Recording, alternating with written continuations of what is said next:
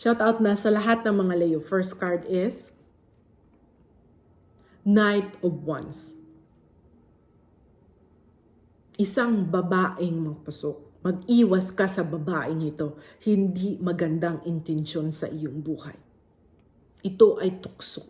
Mag-iwas ka mga Leo sa mga tukso sa iyong buhay.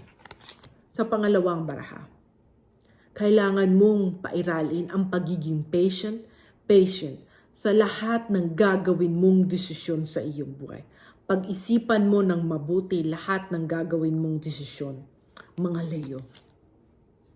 Huwag kang magpa-apekto sa tukso ito, babaeng mapusok. Sa panghuling baraha, kung magiging patient ka, darating ang oras na magkakaroon ka ng peace of mind. Ibig sabihin, more on yellow, more on peace. Darating ang oras na mapapalibutan ka ng pentacles, mga Leo, at ubas sumisimbolo ng kasaganahan.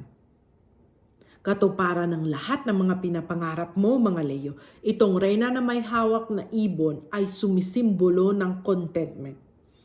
Ito ang iyong pangarap sa iyong buhay. Magkaroon ng peace of mind, contentment at kasaganahan, mga Leo. Huwag ka lang magpa-apekto sa babaeng mapusok. At kailangan mo lang pairalin ang pagiging patient sa iyong buhay. Sa lahat ng gagawin mong desisyon sa iyong buhay, mga Leo.